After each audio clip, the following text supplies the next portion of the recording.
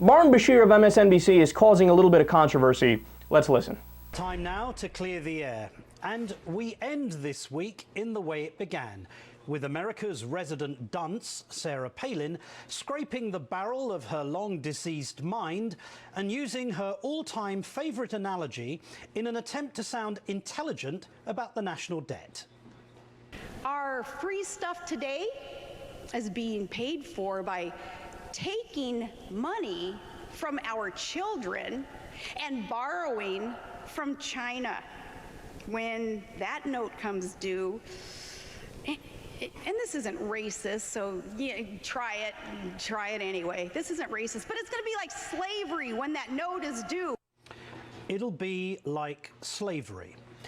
Given her well-established reputation as a world-class idiot, it's hardly surprising that she should choose to mention slavery in a way that is abominable to anyone who knows anything about its barbaric history. So here's an example. One of the most comprehensive first-person accounts of slavery comes from the personal diary of a man called Thomas Thistlewood, who kept copious notes for 39 years. Thistlewood was the son of a tenant farmer who arrived on the island of Jamaica in April 1750 and assumed the position of overseer at a major plantation. What is most shocking about Thistlewood's diary is not simply the fact that he assumes the right to own and possess other human beings, but is the sheer cruelty and brutality of his regime.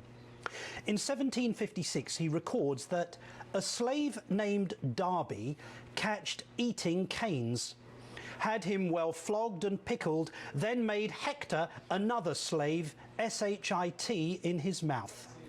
This became known as Darby's dose, a punishment invented by Thistlewood that spoke only of the slave owner's savagery and inhumanity. And he mentions a similar incident again in 1756, this time in relation to a man he refers to as Punch. Flogged Punch well, and then washed and rubbed salt pickle, lime juice and bird pepper. Made Negro Joe piss in his eyes and mouth. I could go on, but you get the point. When Mrs. Palin invokes slavery, she doesn't just prove her rank ignorance, she confirms that if anyone truly qualified for a dose of discipline from Thomas Thistlewood, then she would be the outstanding candidate. Yeah, Martin, just don't say that, man. Like, why do you have to say that? Because, look, what you're doing is you're going down to their level. Now, of course, what Sarah Palin said is ridiculous and absurd, but what you do in that scenario is you break out, the national debt of all the different countries, and you give facts, and you say, number one, debt is literally the lifeblood of capitalism. Capitalism can't function if there's no national debt, which is why of all the countries in the world, 189 or more, depending on how you count it, only 3 don't have a national debt. And the only reason they don't is because they don't have the same type of sovereignty status as every other one. So every country has national debt. So what are you saying, Sarah Palin? Is every country in the world a slave country?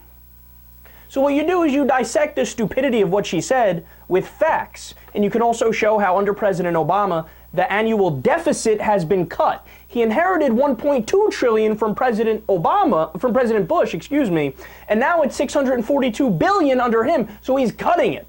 What you do is you present the facts and you rebut her that way. And, then you can mock her. And don't get me wrong, by all means, call her an idiot, call her a moron. All of those things are true, and you can prove it, that she's really, really unintelligent and not bright. But when you say something like you said there, I mean, you just advocated somebody's shit in Sarah Palin's mouth. You're stooping down to their level.